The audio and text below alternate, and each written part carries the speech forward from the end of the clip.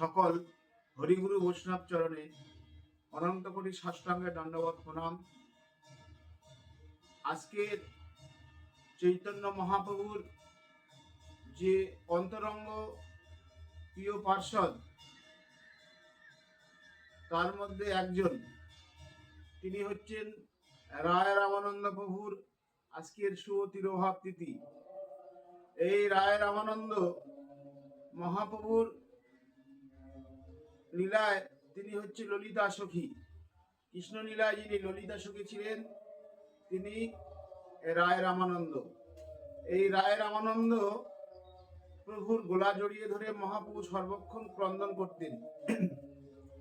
এই রামানন্দ প্রভু তিনি দক্ষিণে, যেখানে রাজমন্ডি বলে একটি জায়গা আছে, সেখানে তিনি রাজত্ব করতেন। মহাপ্রভু যখন দক্ষিণ ভারতে গিয়েছিলেন, সেই দক্ষিণ ভারতে সেখানে সমস্ত তীর্থ দর্শন করেছিলেন। পানা নৃসিংহ, জিও নৃসিংহ, সিংহচলম, পক্ষী তীর্থম এবং তাঞ্জোর, রামেশ্বরম, কুম্ভকোণম, এই সমস্ত তীর্থ দর্শন করেছিলেন মহাপ্রভু। রঙ্গনাথজির মন্দির, শ্রীরঙ্গম, পদ্মনাভ স্বামী, এই সমস্ত মন্দির সব দর্শন করেছেন চৈতন্য মহাপ্রভু। রামানন্দ প্রভুর সঙ্গে প্রথম মিলন হয়েছিলেন সেই গোদাবরীর তটে। এই গোদাবরী যখন মহাপ্রভু তিনি ওই গোদাবরীতে গিয়েছিলেন, হাজার হাজার লোক সেই গোদাবরীতে স্নান করছিলেন। আর মহাপ্রভুর সঙ্গে প্রথম মিলন হয় ওই গোদাবরীর তটে। মহাপ্রভুর সঙ্গে কোনোদিন সম্পর্ক হয় নাই রায় রামানন্দের। রায় রামানন্দ দেখছেন এক সন্ন্যাসী কোটি সূর্য সম জ্যোতি মহাপ্রভুর শ্রী অঙ্গে থেকে। রামানন্দ আসলেন, এসে যখন মহাপ্রভুর চরণে পড়লেন, প্রণাম করলেন। মহাপ্রভু বললেন, তুমি রায় রামানন্দ। দেখুন ভক্ত ভগবানের কেমন সম্পর্ক। নাম তাকে জিজ্ঞাসা করতে হয় নাই, বলতে হয় নাই, মহাপ্রভু অন্তর্যামী তাকে বলে দিলেন। বলছেন, হ্যাঁ আমি দাস, অধম, বৈষ্ণবের যে দৈন্য থাকে সেটাই বললেন রায় রামানন্দ। এখন এরপরে দুজনের ওখানে মিলন হয়। এবারে মহাপ্রভু রায় রামানন্দের যে সংবাদ, সেখানে মহাপ্রভু প্রশ্ন করছেন আর রায় রামানন্দ উত্তর দিচ্ছেন। কোন শ্লোক সাধ্যের নির্ণয়। মহাপ্রভুর যে বিচার, ভগবানের যে বিচার, দেখুন এখানে রায় রামানন্দ তিনি যদি প্রশ্ন করতেন আর মহাপ্রভু যদি উত্তর দিতেন ঠিকই হতো, কিন্তু এটা উল্টো। মহাপ্রভু তিনি প্রশ্ন করছেন, রায় রামানন্দ উত্তর দিচ্ছেন। এর একটা প্রমাণ আছে, গীতার মধ্যে বলছেন ভগবান অর্জুনকে দিয়ে, অর্জুন তুমি জগতে ঘোষণা করে দাও, ন ক্ষিপ্রম ভবতি ধর্মাত্মা সগচ্ছন্তি নিগচ্ছন্তি কন্তয়ে পতি জানাই নমে ভক্তা পুনঃসতি। আমার ভক্তের যে বিনাশ নাই সেটা তুমি জগতে ঘোষণা করে দাও। তখন অর্জুন বলেছিলেন, প্রভু আপনার ভক্তের বিনাশ নাই সেটা আপনি বলুন, আমাকে দিয়ে কেন বলাচ্ছেন? তখন ভগবান বললেন যে দেখো, অনেক ভক্ত সে প্রতিজ্ঞা করে বসে, তখন আমার কথাটাকে বিলুপ্ত করে ভক্তের কথাকে রক্ষা করতে হয়। ভক্তের কথা কোনোদিন তার বিনাশ হয় না, নষ্ট হয় না। এই জন্যে একটা উদাহরণ আছে মহাভারতে। আমি বলেছিলাম অস্ত্র ধারণ করব না, কিন্তু আমার পরম ভক্ত ভীষ্ম পিতামহ বললেন যে আমি শান্তনু নন্দন ভীষ্ম পিতামহ দেবব্রত প্রতিজ্ঞা করছি তোমার এই কুরুক্ষেত্র সমর্পণে অস্ত্র ধারণ করাবো। এখানে আমাকে লোকে মিথ্যা কথা বলুক, যা বলুক, তাতে কোনো অসুবিধা নেই, কিন্তু আমার ভক্তের কোনোদিন কলঙ্ক লাগতে দিব না। ভক্ত কথা রক্ষার্থে আমি সবসময় প্রতিজ্ঞাবদ্ধ।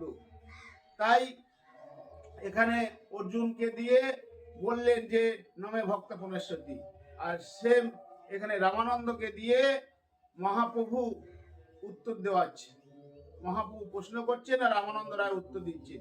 সেখানে সুন্দর বলছে একটি কাহিনী, যেমন সঞ্চার্য রামা মেঘে সভক্ত সিদ্ধান্ত চয়ামৃতানি চৈতন্য চৈতামৃতের মধ্যে একটি শ্লোকে সমুদ্র থেকে বাষ্পভূত হয়ে আকাশে মেঘ জন্মায়, আবার সেই মেঘ ঘনীভূত হয়ে আবার এই সমুদ্রের মধ্যে বর্ষণ করেন।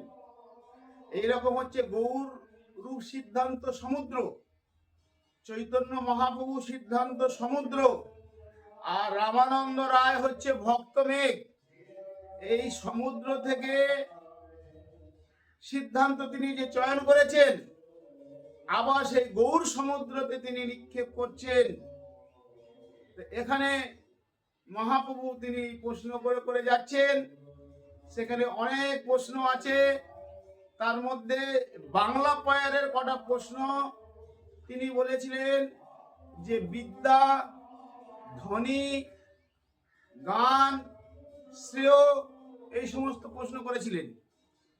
তখন মহাপ্রভু বললেন, চৈতন্য চৈতামৃতের মধ্যে স্পষ্ট লেখা আছে, প্রভু কহে কোন বিদ্যা বিদ্যার মধ্যে সার। জগতে তো অনেক বিদ্যা আছে, তার মধ্যে শ্রেষ্ঠ বিদ্যা কোনটি?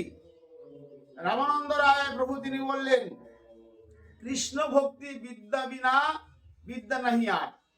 কৃষ্ণ ভক্তি হচ্ছে যথার্থ বিদ্যা। আমাদের প্রহ্লাদ মহারাজ বলেছিলেন যে সা বিদ্যা তার মতির জয়, সেটাই হচ্ছে যথার্থ বিদ্যা, যে বিদ্যার দ্বারা আমরা ভগবানকে জানতে পারি।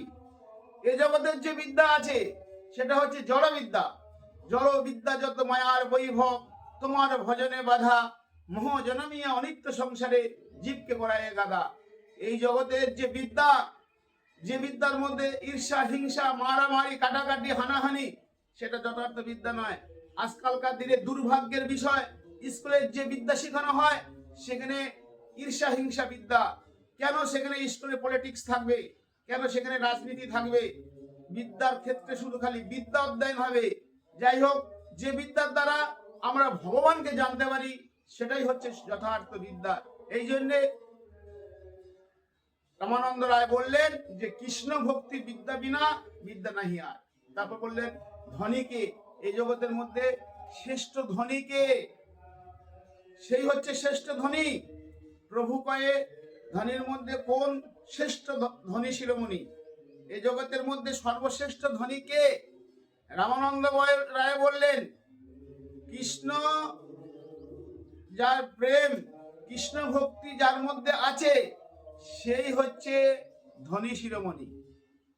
তাহলে এখানে শ্রেষ্ঠ ধনী কে? ভগবত ভক্ত। আমরা মনে করি 2 কোটি, 4 কোটি, 10 কোটি, 20 কোটি, 50 কোটি, 100, 200, 500, 1000 কোটি টাকা থাকলে সে ধনী। সে হচ্ছে সবচেয়ে গরিব, সে হচ্ছে সবচেয়ে দরিদ্র। ধনী সেই ব্যক্তি, রাধা কৃষ্ণ প্রেম যার হৃদয়ের মধ্যে আছে, সেই হচ্ছে ধনী শিরোমণি। ধনীর মধ্যে শ্রেষ্ঠ ধনী হচ্ছে সেই যার মধ্যে রাধা কৃষ্ণ প্রেম আছে।